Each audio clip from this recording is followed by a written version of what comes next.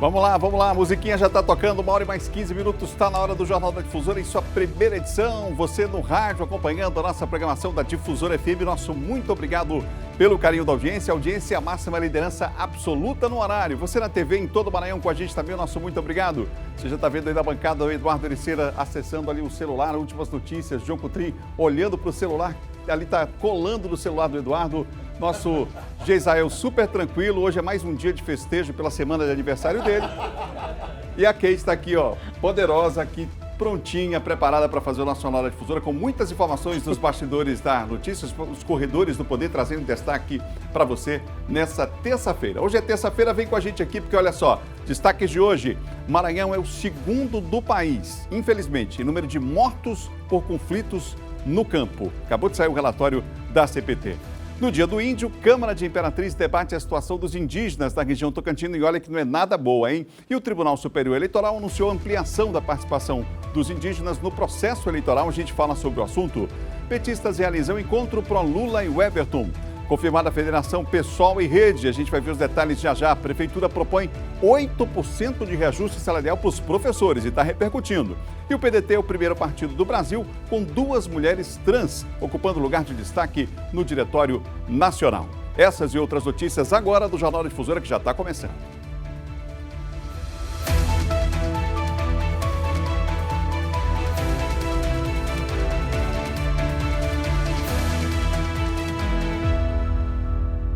Uma hora mais 17 minutos, estamos juntos mais uma vez e unindo o Maranhão através da informação. A gente começa o programa rodando na capital federal, trazendo informações de Brasília, mas antes vamos colocar na tela o nosso WhatsApp para você já participar. Dizer em qual bairro que você está, a cidade que você acompanha o nosso programa. O WhatsApp é esse aí, ó, 989-9196-8622. Hoje, Eduardo Ericeira atendendo você aqui pelo WhatsApp. Não adianta ligar, mas manda mensagem que ele vai com certeza daqui a pouco fazer o registro, tá bom? Vamos para Brasília, vamos para a capital federal, porque lá a pressão está grande, meu amigo. É grande mesmo a pressão por lá em relação ao presidente da República, que está sendo pressionado por policiais federais aí pelo reajuste. Ele anunciou um reajuste linear para todos, mas antes tinha prometido um diferencial em relação a essa categoria. Raniele Veloso está atualizando você sobre esse assunto. Raniele, boa tarde. Boa tarde, Adalberto Melo. Boa tarde a todos que nos acompanham ao vivo, direto de Brasília. É isso, viu? Ontem, às pressas, o ministro da Justiça, Anderson Torres, foi escalado pelo governo para uma reunião com 10 entidades de policiais federais e policiais rodoviários federais na tentativa de intermediar um acordo para que essa classe, que é importante base eleitoral para o presidente Jair Bolsonaro, não fique chateada e desista de apoiar o presidente. Eles chegaram a um acordo na conversa, mas que ainda vai ser levado para o presidente. Um dos deputados que estavam presentes, inclusive, tinha um do Maranhão, o deputado Aloysio Mendes, do PSC, eles proporam ali, os deputados, que tivesse esse reajuste um pouco maior do que os 5% e a reestruturação de carreiras para que os outros servidores do âmbito federal não ficassem sem esse reajuste. Mas o que eles querem mesmo é um aumento de 16% a 20% até para recompor as perdas da inflação. E o ministro ainda fez um alerta, viu, Adalberto? Ele disse que se tiver uma pressão desses policiais, pode ser que Bolsonaro radicalize e não resolva essa situação. A gente lembra que o presidente sinalizou desde o ano passado que quer sim conceder reajuste a todos os servidores federais, nem que seja de 1%. E eles chegaram a essa margem de 5%, que seria o reajuste para todos, após reunião com o ministro da Economia, Paulo Guedes. Mas os policiais estão descontentes e hoje eles se reúnem à noite e podem deliberar por uma greve. No momento, eles já estão fazendo, por exemplo, nas estradas, operação que podem prejudicar os caminhoneiros, outra base do presidente Jair Bolsonaro. E também os policiais federais, operação Tartaruga, até para retirada de visto. Adalberto. Bom, falando do presidente Bolsonaro, ele tem pressa pelas comunidades no WhatsApp, né? A gente tem essa discussão em relação ao WhatsApp, o que pode, o que não pode, inclusive em relação às eleições, e a gente imagina por quê, Aniele.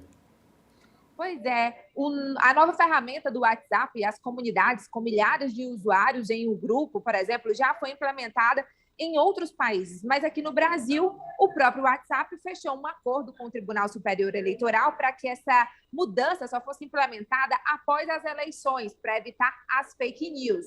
E o presidente Jair Bolsonaro já havia ali dito que é uma censura, uma discriminação e que vai marcar uma audiência com representantes do WhatsApp para que essa medida seja implementada o quanto antes aqui no Brasil.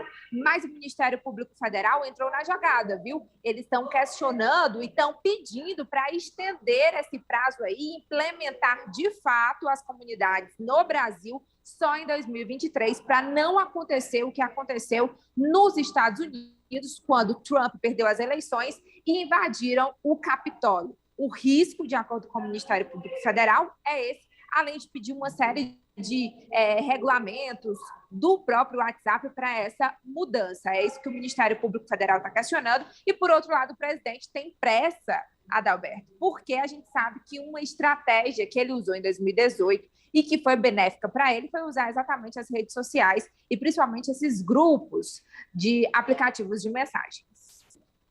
Obrigado, Raniele. Bom trabalho e até amanhã. Até amanhã.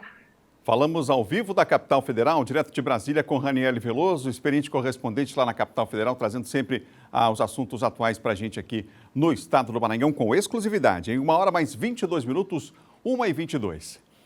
O Maranhão ocupa a segunda colocação no ranking dos estados com maior número de assassinatos no campo. Você sabia? Os dados fazem parte de um levantamento que acaba de ser divulgado pela Comissão Pastoral da Terra e que aponta que os conflitos tiveram como consequência a morte de 35 pessoas no campo no ano passado em todo o país. Confira na reportagem. Informações foram divulgadas pela Comissão Pastoral da Terra. Em todo o ano de 2021, foram registrados 35 assassinatos no país como consequência dos conflitos no campo, 15 a mais que o contabilizado no ano de 2020. As estatísticas apontam um aumento de 75% nesse tipo de crime. O Maranhão é um estado que tem esses dois biomas, tanto o Cerrado como a Amazônia. Então, essa violência, que já é historicamente conhecida, ela está diretamente articulada com uma globalização de um mercado de exportação, né, das chamadas commodities, como a produção de soja, de milho, né, minério, para os mercados asiático e europeu, especialmente. Uma situação que coloca em risco principalmente as comunidades tradicionais, que por gerações vivem em áreas onde deveriam estar protegidas, mas ao contrário, muitas vezes são ameaçadas de morte, em razão da resistência de permanecerem nas terras alvos dos conflitos. Então você tem os métodos já antigos de violência, as ameaças, os assassinatos, a expulsão de comunidades tradicionais de seus territórios, a grilagem de terras, mas articulada com um alto nível de tecnologia. É a tecnologia 4G do agronegócio, são as cercas digitais, é a grilagem feita por satélite.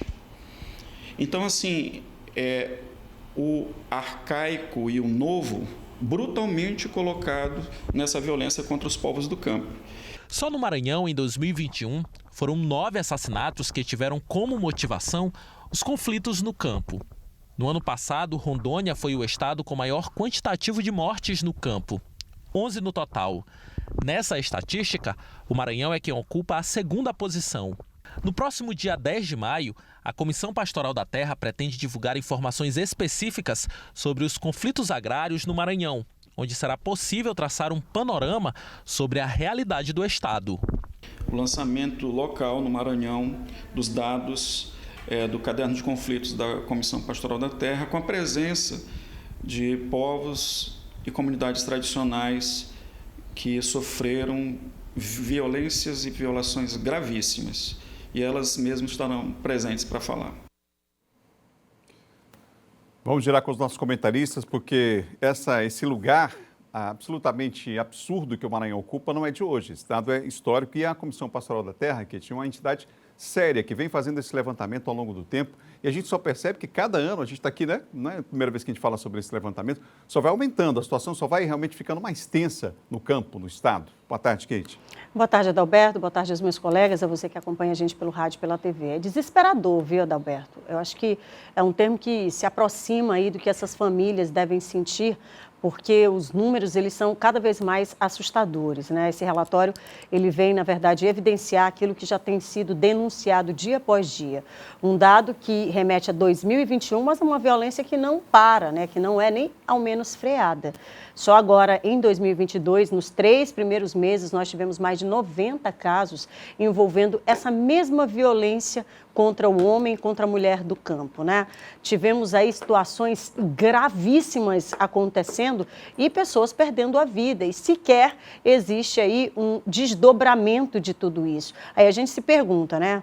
Um dos nossos entrevistados aí, inclusive advogado, falava sobre essa relação do antigo e da tecnologia, né? E que a gente sabe que isso é muito mais presente hoje, exatamente para intensificar essa movimentação que existe hoje em razão aí do avanço, né, das terras, em retirar essas famílias para que se possa ter mais esse domínio, né? E com isso, claro, é inevitável que essas famílias elas fiquem sem sequer ter onde morar. E o exemplo a gente pode dar vários aqui. Agora, a tomada de decisão para tentar ao menos frear isso, a gente não vê acontecer, né? E tem um outro dado importante, Adalberto e Geisai, os meus colegas, é que a gente deve destacar aqui que também o Maranhão foi alvo, né, de denúncia exatamente por essa inércia, né, por não executar nenhuma tomada digamos, de ação para frear o que vem acontecendo desesperadamente no campo envolvendo exatamente essas famílias. É lamentável a gente perceber que hoje a gente fica aí debruçado em números, agora os resultados concretos não tem nenhum. Você me permite rapidamente? Boa tarde a você, boa tarde também a Kate, ao Geisael, ao John, a todos que nos acompanham. Inclusive, a gente comentava aqui com os meus colegas o quanto é desgastante, né? Você falava quanto tempo já a gente fala sobre essa situação de conflitos em terras, enfim, quando não se termina com a morte de um camponês ou de uma liderança comunitária, uma pessoa que vive ali nessas comunidades ribeirinhas, quilombolas, enfim, indígenas, que são muitas das vezes atacadas por esses empresários, fazendeiros, enfim. Grandes empresas que atuam nessas áreas. Quanto tempo a gente já fala sobre isso, né? Ano passado a gente bateu muito nessa tecla, nesse ano vem batendo porque continuam esses casos. É até desgastante, mas é a nossa função, é o nosso papel estar mostrando aí, denunciando todo o tempo. Mas enfim, lamentar muito, Adalberto, como eu disse, são vidas que são perdidas, lamentar principalmente para essas pessoas que não têm aí nenhum braço amigo, nem como a Kate Payne colocou aqui, nenhuma decisão que é tomada a favor dessas comunidades. E aí a gente chama a atenção, tanto culpa aí por parte do governo do estado, dos governos estaduais, aqui no caso por parte do ITERMA, tanto por parte aí do governo federal, por parte do INCRA. São grandes latifundiários, infelizmente, muitos políticos, inclusive, que são grandes fazendeiros, grandes latifundiários, que acabam, inclusive, agindo assim, se não diretamente, mas indiretamente, agindo contra essas comunidades que vêm perdendo vidas aí, infelizmente, vêm perdendo seu território. Eu preciso fazer aqui, boa tarde, colegas, pessoal de casa, eu preciso trazer aqui alguns dados rapidinho, vamos lá. De todo o território maranhense, 44%, prestem atenção, quase metade do território maranhense não tem destinação fundiária. Você conseguiu compreender? Quase metade, né? Quase metade do estado não tem destinação fundiária. E vou trazer uma outra informação aqui. A legislação do estado é frágil e permite, com muita facilidade, a grilagem de terra. Apenas uma lei de 2015 e uma instrução normativa do ITERMA, que é o Instituto de Terras do Estado. E com isso permite, inclusive, que pessoas possam ocupar grandes empresas, grandes fazendeiros, ocupar determinada área por um período de 1 ano e ele já pode regularizar aquela terra como sendo sua. Isso agora, contando um tempo do passado ou até mesmo no futuro, por uma ausência de legislação. Só para fazer um comparativo, terras federais de domínio da União, por exemplo, que estiveram ocupadas ou estavam ocupadas até 22 de dezembro de 2011, poderiam ser regularizadas. De lá para cá, não mais. Aí você tem ideia de como é frágil a nossa legislação e de como os nossos comandantes, os nossos políticos eleitos, fecham os olhos, tapam a boca e os ouvidos.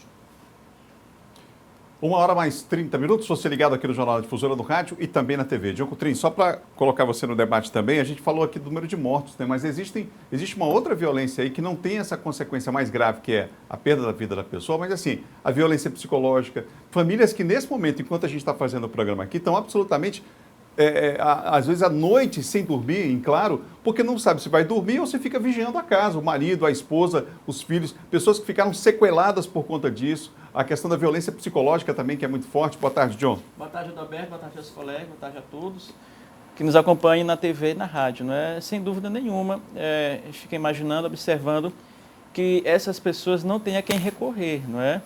Elas ficam só, talvez, imaginando quem será a próxima vítima. Será que sou eu? Não é? Porque não tem a quem recorrer. O que se faz?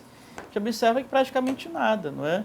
Então, de repente, chegam lá, acontece esse tipo de conflito, e eles não têm nem como se defender, na verdade. Então, a gente observa que, além dessa questão da violência física, mas também eles ficam ali, Adalberto, acuados, né? Ficam acuados, ficam, de certa forma, tem familiares ali, pessoas idosas, tem crianças, não é? Que o pai de família fica, muitas das vezes, como você falou, ele tem que garantir a própria segurança da família, porque não tem a quem recorrer, o que vai se fazer, não é? E também não tem como combater, não tem recursos suficientes, né? Desproporcionar a questão da força. Então, quando eles chegam numa vez, chegam uma estrutura, chegam com uma força muito maior do que essas pessoas ali, coitados, né? Pobres necessitados, muitas das vezes, que não tem nem o que comer durante para garantir a alimentação da família, não é? Então, a gente observa isso dessas pessoas, imagine o sofrimento, o suplício delas, todos os dias, por conta dessas ameaças aí que eles vêm sofrendo. Dia 10 de maio vai ser o lançamento aqui desse caderno relacionado a esse levantamento feito da violência no país, especificamente no Maranhão. A gente vai acompanhar e trazer mais uma vez os dados para você que nos acompanha em todo o estado, pelo rádio e pela TV também, viu? 1h mais 32 minutos, 1h32. A gente vai girando aqui as notícias, mudando de assunto para falar sobre um encontro que vai ser promovido do lançamento de um comitê de luta aqui no estado do Maranhão. Os petistas aí fazendo um comitê pro o Everton e Lula, Gisele. Muito bem. Eu acho que os colegas vão de concordar comigo, e quem acompanha mais de perto a política do Maranhão, que se tem uma legenda que faz mais jus ao nome partido, é o PT. É um pedaço para um lado, é um pedaço para o outro. 2010, o PT, enquanto sigla, institucionalmente, né, oficialmente, estava no palanque de Rosiana Sarney, fazia parte da coligação dela. Parte da militância com Jackson Lago, parte da militância com o candidato à época, Flávio Dino. Em 2014, isso se repetiu. O PT, a sigla, oficialmente estava coligada na chapa do então candidato Lobão Filho, enquanto a militância do partido, a parte mais fisiológica, aliás, a parte mais ideológica, estava no palanque do candidato Flávio Dino. Esse ano parece que nós vamos ter a repetição do PT partido. E, então, baseado nisso, eu entrei em contato com o presidente municipal da sigla, o Norato Fernandes, e perguntei para ele a respeito desse evento que será realizado amanhã, que inclusive está sendo denominado como o encontro de petistas históricos, né, em prol da candidatura do Everton e do Lula. Eu disse para ele, mas, Norato, que PT é esse? Uhum. E ele mandou um vídeo para a gente dizendo que PT é esse. Dos trabalhadores, das trabalhadoras, dos homens e das mulheres do campo e da cidade, da FETAEMA, dos servidores públicos federais, das agentes comunitárias de saúde. É o PT que vem efetivamente da base e conhece de perto a nossa realidade. É o PT do presidente Lula, que tem mostrado claramente sua preferência pela candidatura do senador Everton, que sempre esteve ao nosso lado. Foi diante do impeachment, da sua própria prisão, ele em momento nenhum esqueceu o seu lado. E é por isso que nós estamos realizando o encontro estadual de petistas fechados com Lula e o Everton, que ocorrerá amanhã às 9 horas na sede da FETAEMA no Araçagi, onde receberemos uma quantidade gigantesca de representações do nosso estado que querem um Brasil de todos e todas, com Lula candidato à presidência, e queremos também um Maranhão mais feliz, com o Everton senador, próximo governador do nosso estado. Então, portanto, Adalberto e caros colegas, mais uma vez o PT segue partido com aquela ala mais fisiológica, acostumada a negociar espaços e cargos nos governos.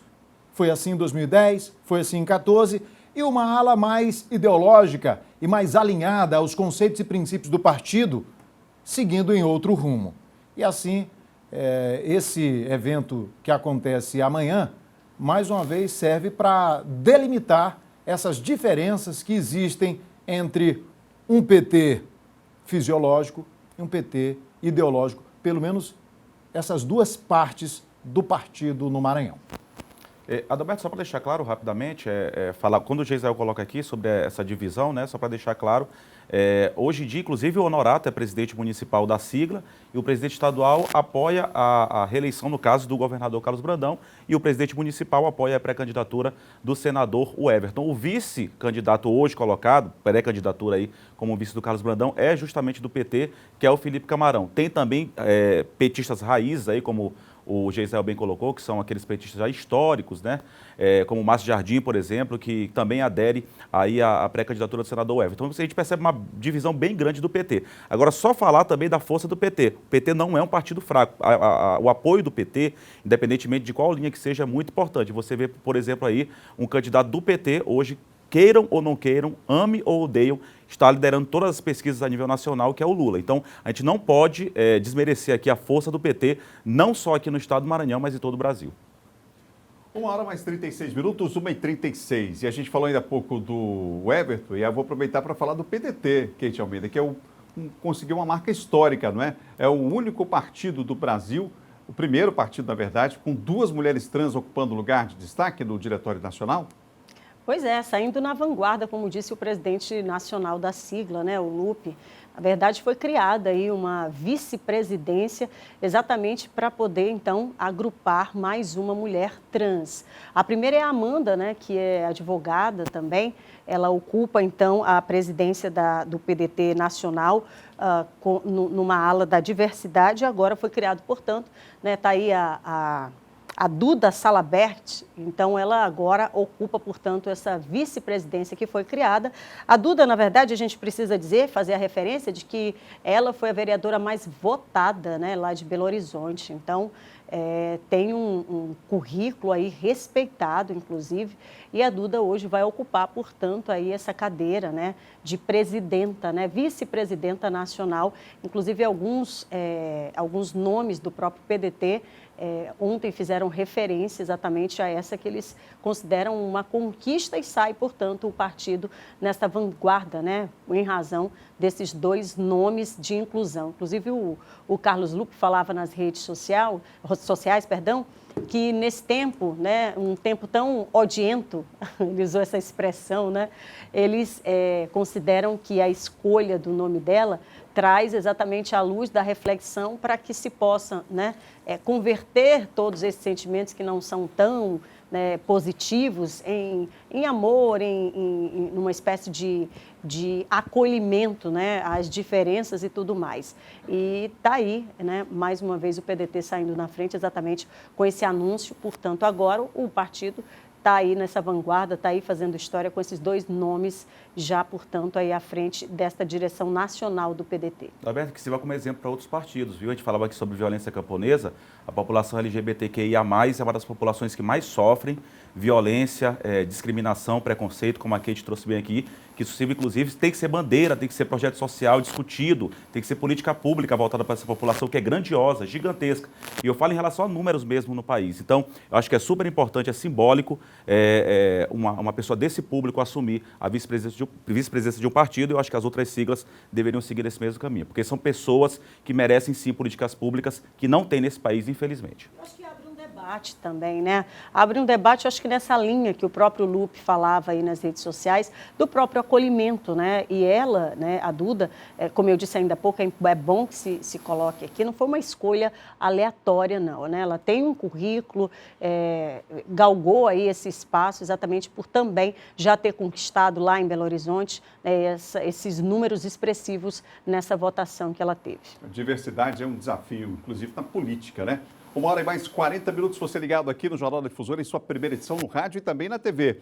E olha só, eu tenho uma super dica para você que procura um lugar de confiança para fazer serviços no seu carro. Aqui em São Luís, na capital, é o Centro Automotivo Papaléguas. E eles têm um recado para vocês. Sabe por que você pode confiar no Centro Automotivo Papaléguas para deixar o seu veículo? Porque só aqui você encontra todos os serviços em um só lugar. Tem mecânica em geral, revisão, funilaria, pintura e muito mais. Aqui o trabalho é de confiança, já são 25 anos de tradição em São Luís e com o menor preço do mercado. Venha nos visitar. Centro Automotivo Papaléguas, a melhor opção em serviço automotivo. Avenida Senador Vitorino Freire, na Areinha, em frente ao Banco do Brasil. Nós vamos daqui a pouquinho girar pelo interior do estado, mas eu quero dar um recado para você que está acompanhando a gente aqui na TV Difusora. Você que acompanhou aí esse recado do Papaléguas. Muito bom, né? Porque vou te dar uma informação aqui, olha só. É o melhor preço da cidade, inclusive o menor preço da cidade. Isso é o melhor, né, de tudo. O menor preço da cidade você encontra. Você gostou? Então visite os endereços. Estão na tela para você visitar. Visite então os endereços. Os endereços estão aparecendo aí na tela embaixo. Ou então você vai chamar, sabe onde? No Zap Léguas. Você pode fazer isso agora, inclusive. É o 988830411. E tem o 988, vou repetir o número para você, 988830411. O endereço está na tela aí, lá na Avenida Senador Vitorino Freire. Passa por lá, com certeza. O melhor de tudo é que é o menor preço da cidade, você não vai se arrepender. Centro Automotivo Papaléguas, hein? Pessoal acompanhando a nossa programação, melhor opção em serviços automotivos. Anotou aí? Vamos em frente. 1h mais 40 minutos, 1h41. Agora a gente vai para o intervalo. Na volta vamos falar do interior do estado, Caxias, Imperatriz também. Hoje na Câmara, lá em Imperatriz, uma discussão extremamente importante sobre a questão indígena. Como é que está a situação lá na região tocantina, hein? Tem uma decisão do Tribunal Superior Eleitoral também em relação a uma maior participação dos índios, inclusive, no processo eleitoral. Você quer saber detalhes? Já depois do intervalo, um instantinho só.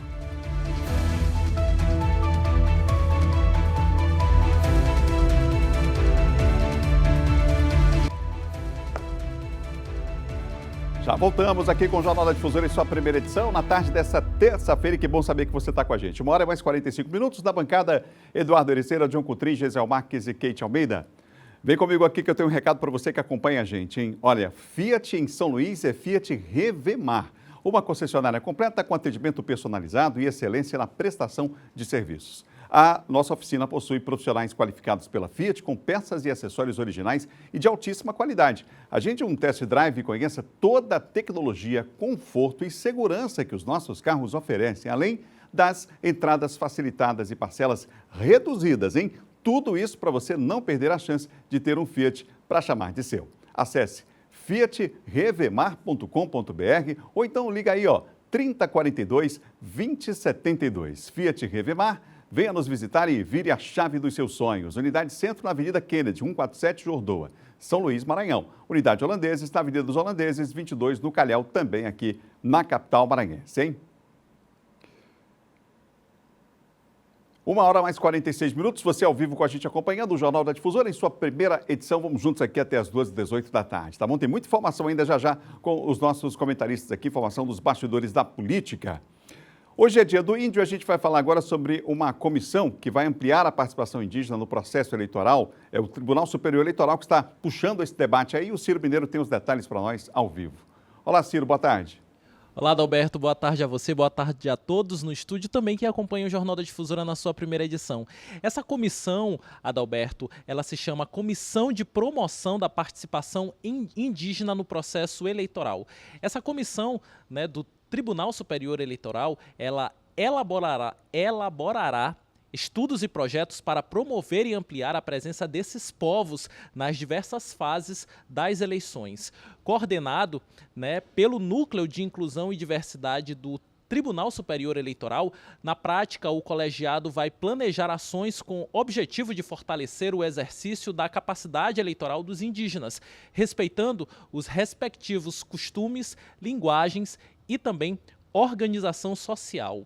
Olha só, Adalberto, a coordenação dessa comissão informa ainda que ela será composta, ela já está sendo composta por outros indígenas e também deverá atuar em atividades que promovam o enfrentamento da subrepresentatividade indígena na política, de forma a auxiliar a Justiça Eleitoral no compromisso de ampliar o exercício da cidadania dos povos originários brasileiros.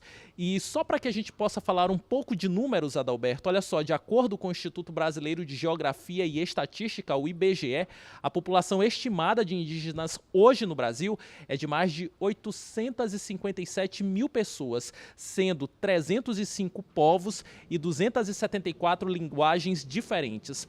Nas eleições gerais de 2018, 133 indígenas se candidataram aos cargos de governador, senador, deputado federal e deputado estadual e distrital.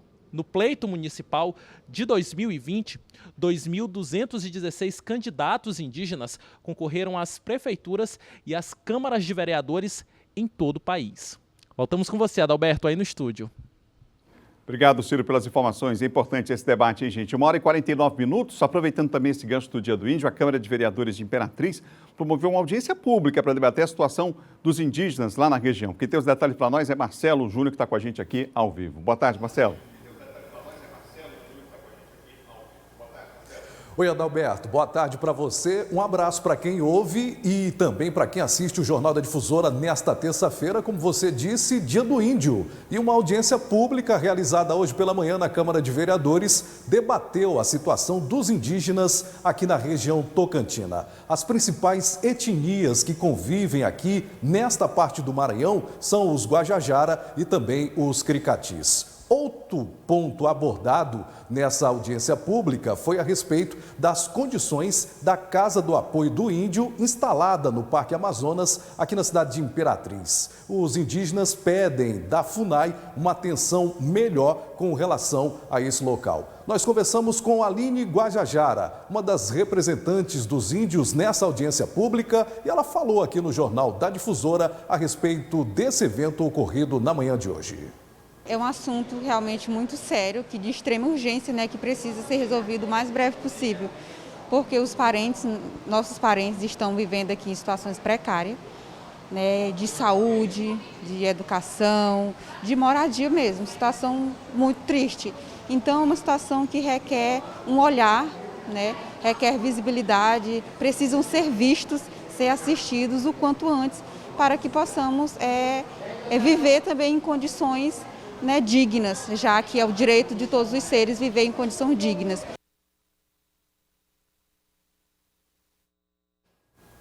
Então, nesse Dia do Índio, aqui na cidade de Imperatriz, mais do que respeito, mais do que buscar os direitos, também um momento de reivindicação, de atenção para as condições dos indígenas que convivem aqui nesta região do estado do Maranhão. E para encerrar, Adalberto Melo, a cidade de Imperatriz está comemorando nesse momento o melhor índice dentro desta pandemia da Covid-19. Nesse momento, ninguém internado com a doença do novo coronavírus e já temos mais de 90% da população vacinada com relação a essa doença. Eu volto com você, Adalberto Melo.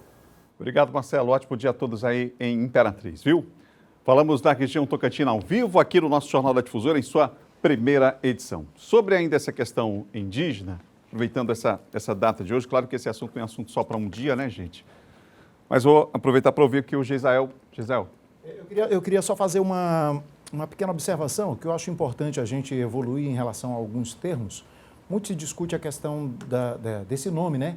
Dia do Índio, que seria mais correto Dia do Indígena, ou Dia dos Povos Indígenas, ou até da diversidade indígena. Isso porque, da forma como a gente, enquanto sociedade, veio tratando esse nome de índio, acabou se tornando uma coisa, às vezes, até preconceituosa. E aqui eu estou trazendo apenas uma informação, porque quando se fala índio, é como se todos os povos indígenas fossem iguais, fosse uma coisa só, e, na verdade, não é. Então, os povos indígenas, eles são diversos, têm culturas diversas, então seria bom que a gente passasse, inclusive, a se inteirar mais um pouco desse tipo de nomenclatura. E claro que, evidentemente, muito mais importante do que qualquer nomenclatura é o respeito, porque não adianta nada você deixar de chamar velho para chamar idoso e não respeitar o idoso. Não adianta nada você deixar de chamar de Dia do Índio e passar a chamar de Dia do Indígena e não ter o respeito enquanto sociedade, enquanto país, enquanto legislação, enquanto Estado brasileiro pelos povos indígenas e perseguir essa cultura ou essas culturas causar danos ao meio ambiente e ao habitat natural desses povos que foram os primeiros a habitar as Américas e a habitar o nosso país. Então, é só para trazer um pouco mais de informação a respeito dessa data tão importante e dessa luta que precisa ser não só dos povos indígenas, mas de todos nós como sociedade. 1h mais 53. Tião Coutrinho, o Tribunal Regional Eleitoral absolveu prefeitos de Mata Roma e Serrano, do Maranhão? Adalberto, 2 prefeitos que estavam ali, praticamente encaminhada a cassação deles. Mas eles conseguiram ontem reverter essa situação. Lá no pleno do Tribunal Regional Eleitoral do Maranhão, foram os prefeitos de Mata Roma, o Bezaliel Albuquerque, e a prefeita de Serrano do Maranhão, Val Cunha, né? O Bezaliel é do PDT, a Val Cunha do PL. No caso do Bezaliel, ele foi denunciado ali por conta do chamado cafezinho do Beza, que era a distribuição de comidas, bebidas e outras vantagens na compra de apoio político ali na cidade de Mata Roma na época da eleição, né? Já a Val Cunha, ela também foi acusada por abuso de poder econômico político, porque ela, segundo a acusação ali contra ela, houve compra de votos de eleitores com entrega de dinheiro e materiais de construção, né? Só que ali já havia um entendimento no primeiro julgamento pela cassação dos dois, maioria formada, só que eles conseguiram ontem reverter esse placar e os 2 prefeitos se mantêm no cargo, viu, Adalberto, ali, tanto a Val Cunha quanto o Bezaliel se mantêm no cargo, foram absolvidos pela Corte Eleitoral, né? Chama atenção essa questão do cafezinho do Beza, né? Tomar muito cuidado com isso aí em época de eleição, né? Porque pode até dar a entender que seja compra de apoio, né? Compra de vantagem eleitoral ali para o candidato em relação aos eleitores. Você ligado aqui no Jornal da Difusora, agora Imperatriz e Caxias vão seguir com a sua programação local.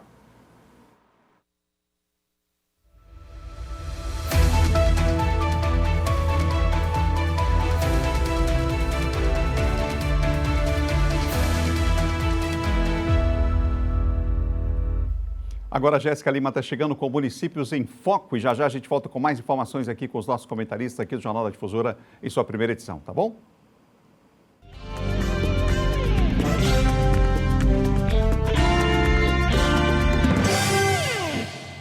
Olá, boa tarde. O Conselho Regional de Enfermagem do Maranhão está levando atendimentos para os profissionais da enfermagem de São José de Ribamar através do Corém Móvel. Segundo o secretário do Conselho, Deusdede Fernandes, através do Corém Móvel, os profissionais poderão usufruir de todos os serviços disponíveis na sede e nas subseções do órgão. O atendimento na Unidade de Saúde de Ribamar faz parte da programação do Conselho que visa facilitar o acesso dos profissionais aos mais variados atendimentos. A unidade móvel está estacionada no Hospital Municipal com atendimento a partir das 8 horas da manhã.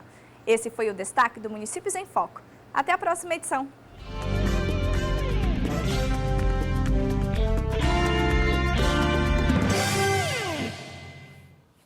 1h mais 56. Vou voltar com o Tião Coutrinho porque ele fez uma gravação hoje, exclusiva com o Adriano Sarney, falando sobre a confirmação da federação, né, do PV, do PT, o PCdoB e o apoio das majoritárias do Maranhão. Está todo mundo querendo saber. Falou ou escondeu o jogo, Tião Coutrinho? Eu acho que escondeu o jogo, viu, Roberto? Eu já esperava a resposta, mas Adriano, queria ouvir. Eu conversei com o Adriano lá, conversamos com o Adriano ali na Assembleia Legislativa, batemos um papo, não é? Sobre essa questão da federação, dos últimos acontecimentos relacionados ao PV aqui no estado do Maranhão.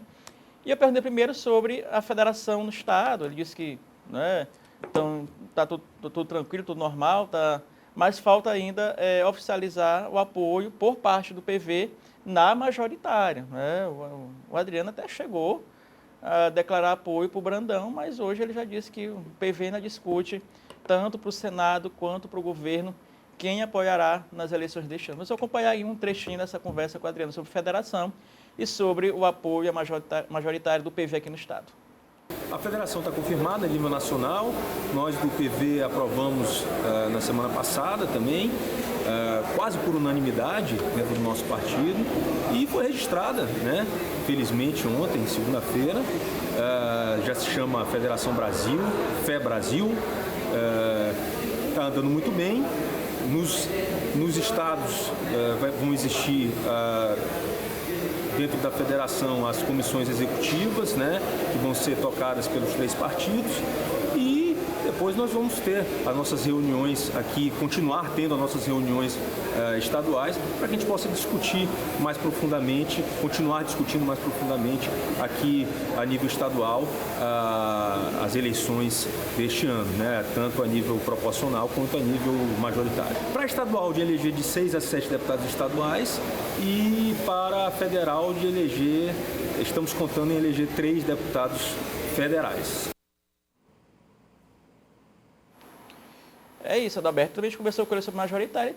Ele disse ainda que o PV está discutindo, né? Vai discutir ainda com a federação, tanto o apoio ao governo quanto o apoio para o Senado. Deu uma ensaboadazinha ali, né, John? Deu uma ensaboadazinha ali. esperada, né? Saiu escapando. A gente vai fazer o seguinte, a gente vai para o intervalo agora, na volta a gente vai falar sobre vários assuntos. Vamos falar sobre essa questão do ferryboat, que é muito séria, gente. No feriado, outra vez, né? A população reclama demais e a gente vai voltar a falar sobre esse assunto. Temos, inclusive, uma reportagem sobre essa situação dos ferries.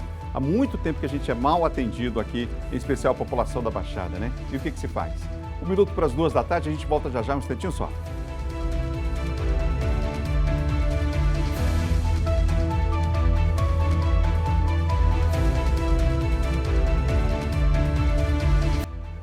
Duas horas mais 2 minutos, você ligado aqui no Jornal da Difusora em sua primeira edição, na bancada Eduardo Ericeira, Diogo Coutrin, Gesael Marques e Kate Almeida. Um abraço aos amigos em Tutóia, acompanhando a nossa programação. A audiência é grande lá, né, Gesael?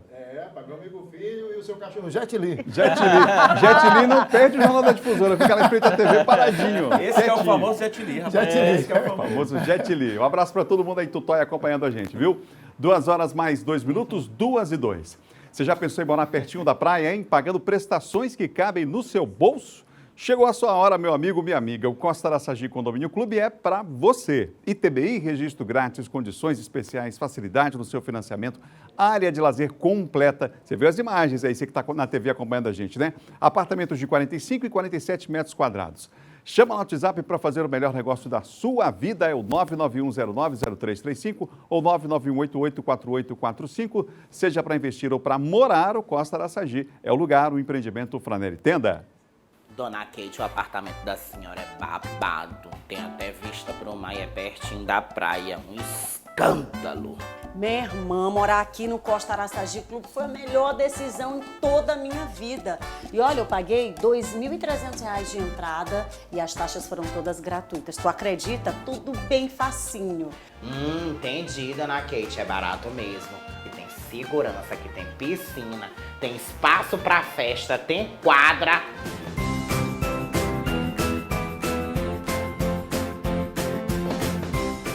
Seja para investir ou morar, o Costa Araçagi Clube é o lugar.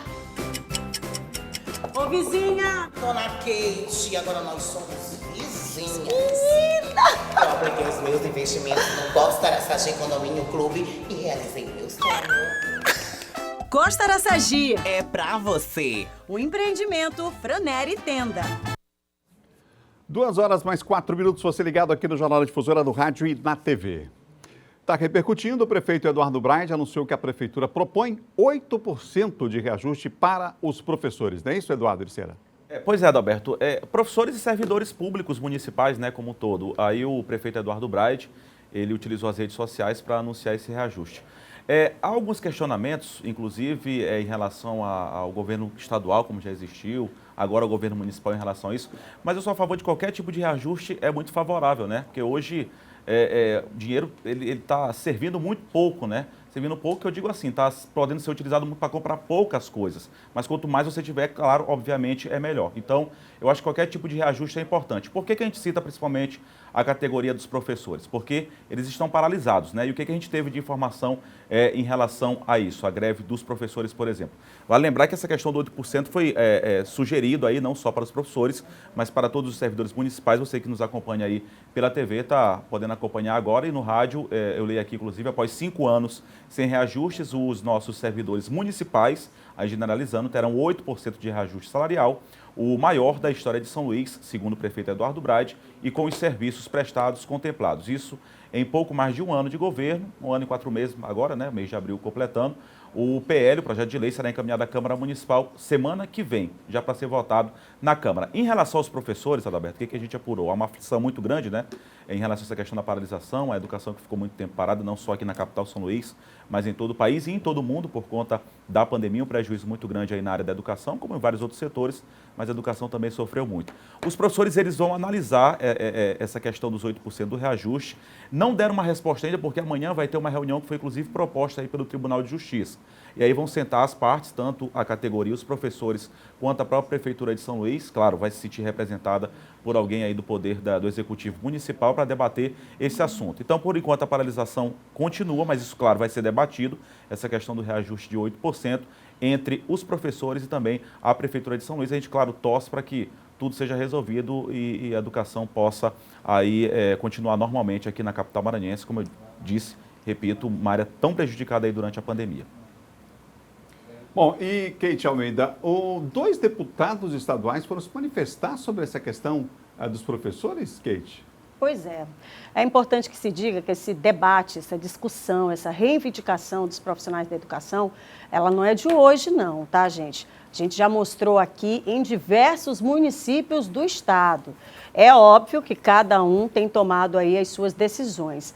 Só que, em paralelo, por que os olhos, né, a gente fica se perguntando, por que os olhos se voltam para a capital? Obviamente, é a capital do Maranhão, mas eu me pergunto onde é que estavam os deputados, e pelo menos 2 que se levantaram nas redes sociais para falar sobre esse assunto, onde eles estavam, então, quando começou, portanto, essa levantada, né, da voz dos profissionais da educação com relação à reivindicação que é completamente lícita no sentido deles buscarem as melhorias, né, e buscarem os seus reajustes dos últimos anos. E aí eu me refiro, inclusive, aos professores do Estado, que até hoje, é bom que se diga, não tiveram, né, um avanço nas negociações. Vou começar com o deputado Duarte Júnior.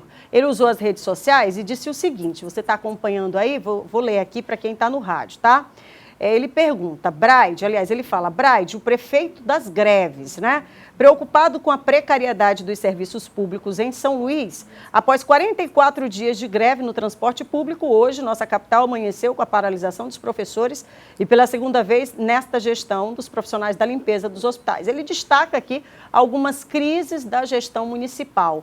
Me faço essa pergunta, né? Mais uma vez, o deputado Duarte surfando numa onda que sequer ele começou nem colocar o pé, que eu refiro agora, mais uma vez, à luta dos profissionais da educação. Por que o deputado Duarte Júnior também não levanta essa mesma voz, utiliza as redes sociais e questiona o governo do Estado com relação ao aumento para essa categoria também, né? Será que só tem no Maranhão a São Luís? E aqui eu não estou falando que não se deve questionar São Luís. Está no bojo dos 217 municípios e tem que questionar mesmo. Os profissionais da educação de São Luís, eles também estão na luta, assim como dos outros 217 municípios. A rede é ampla, é gigantesca, então o olhar tem que ser voltado para todos, até porque o deputado foi eleito exatamente pelo Maranhão, pelos municípios do Maranhão, e não porque, nesse momento, apenas fazer essa bandeira, levantar essa bandeira para São Luís, né? Ainda é em razão lá de 2020, continua em 2020, o deputado Duarte Júnior, acho que já está na hora de mudar, né? Passar essa página, porque a gente está falando de lutas, de bandeiras, de homens, de mulheres, de professores e profissionais que precisam igualmente ter essa mesma força, viu, deputado? E aí, além do deputado Duarte Júnior, teve também o deputado Iglesio, que também amanheceu disposto aí, né, a se levantar com relação também a essa demanda dos profissionais. Só que de forma tardia. Aí o meu mesmo questionamento que eu fiz para Duarte, eu faço para o Iglesio. Onde que estava o deputado também? Aí ele coloca lá nas redes sociais, 8%, 8%, 8%, repetidamente, né? E aí ele marca o prefeito Eduardo Braide e diz, ainda tem coragem de contar vantagem?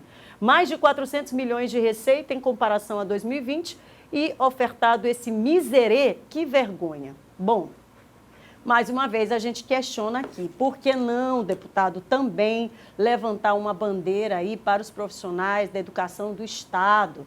Será que o senhor pode, por favor, né, atualizar aí, juntamente com o seu outro par, que é o deputado Duarte Júnior, como é que está essa situação também, já que fazem parte ambos, né, dessa base do governo? Eu acho que essa força, se juntasse essa força, teria pelo menos uma possibilidade de alguma forma, acelerar esse processo, né?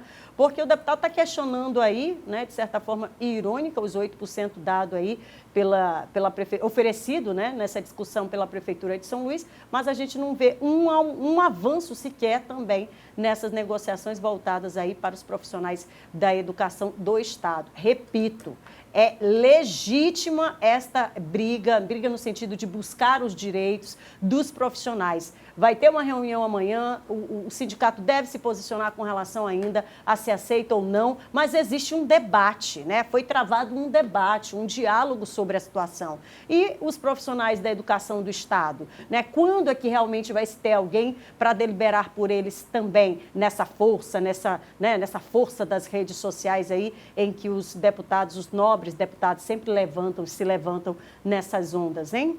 É o questionamento que a gente deixa aqui. Adalberto, rapidamente, eu só vou mandar um recado aqui para as categorias, professores que está paralisado aqui de São Luís, eu não sei se em outros municípios também, tem todo o direito de estar reivindicando, policiais civis também que estão nessa questão de paralisação, que eu acho também que os deputados têm que apoiar também essa categoria, que é tão importante quanto de professores, enfermeiros também que estão numa luta. Prestem atenção, os parlamentares que estão do lado de vocês, em ano que não é político, em ano que não é eleitoral. Preste atenção que se ele está todo o tempo lhe apoiando lá na Assembleia, na Câmara de Vereadores, preste atenção, e não só em ano político, quando está se aproximando a eleição. Preste atenção para saber mesmo se ele está do seu lado, se ele quer realmente, se ele está na luta com você pelo reajuste, reivindicação. Você, parentes que tem aí, a criança que não está estudando, veja se esse deputado levantou o dedo em outro ano. Veja se ele pelo menos fala isso na Assembleia e não só a próxima eleição. Aí sim, aí a gente vai saber que não é uma medida eleitoral. Aí sim a gente vai saber se ele está mesmo de fato do lado da categoria. Vem cá, Kate, tu dorme 24 horas ou tu fica acordada 24 horas, Kate? Uma hora tu dorme, não é? Claro. Pois os deputados também uma hora têm que dormir. Quando é em relação à Prefeitura de São Luís, eles acordam. Quando é em relação ao governo do Estado, eles dormem. Alguém tem que dormir uma hora, Kate. Para com isso. 2h13 para você que está acordado, ligado no Jornal da Difusora. A gente agradece a sua audiência, você do Maranhão inteiro. Então, já que você está acordado aí, está em frente à TV ou com o rádio ligado, presta atenção nessa reportagem que a gente vai mostrar agora. O feriado prolongado terminou, né? Mas os problemas no terminal da ponta da espera continuam. Já viraram rotina, infelizmente, né? Segundo motoristas e passageiros. Filas quilométricas seguem causando a indignação de quem precisa do serviço. E nós temos duas empresas que venceram a licitação para operar o serviço desde o mês passado. Mas o que se tem de concreto são ferryboats o quê? Velhos, quebrados, enfim. Situação bastante complicada, tirados de circulação, inclusive, em substituição. A gente vai ver agora a reportagem sobre o assunto. Já já a gente volta com a nossa bancada aqui discutindo um tema que, olha, é histórico, viu? Mas importante que seja discutido. Vamos ver a reportagem. O Evandro chegou na ponta da espera de onde partem os ferries ainda pela manhã. À tarde, ainda não havia conseguido embarcar. Aí eles mandam um ferry, o menor que tem, para uma demanda desse tamanho, mas eles sabem o que está acontecendo. Agora ninguém sabe para quem recorrer. A dificuldade para quem precisa do serviço é diária e fica ainda mais evidenciada em período em que cresce o fluxo de passageiros, como o feriadão da Semana Santa, quando muitas pessoas aproveitam para viajar. Diversos flagrantes foram registrados de longas filas que se formaram dos dois terminais, de onde saem os ferryboats, tanto na Ponta da Espera quanto no Cujupe. O Edmilson enfrentou o problema nos dois sentidos. Está aqui torcendo para que eles botem outro extra, porque ficou um descaso, porque depois de 3 horas, só 7 horas da noite, rapaz. Aí você chega aqui, 1 hora da tarde, não dá para ir no de 3, né? E aí ficar esperando até 7 horas da noite. E se não der para ir no de 7, aí você tem que esperar até 3 horas da manhã. Fica todo tempo esperando. Aqui o sistema é esperar e ter paciência. Em julho, o governo do Maranhão publicou o edital para a concessão do serviço entre o terminal da Ponta da Espera e o terminal do Cujupe. A empresa paraense Celt Navegação e a Internacional Marítima, essa última que já opera fazendo o transporte de passageiros, foram as duas empresas vencedoras da licitação aberta no ano passado para a melhoria do transporte aquaviário no Maranhão. Em fevereiro deste ano, a Agência de Mobilidade Urbana e Serviços Públicos, a MOB, confirmou que a previsão para o serviço começar a ser operado pela Celtic Navegação seria ainda no mês de março, o que não ocorreu. Enquanto isso, quem precisa do serviço reclama da situação.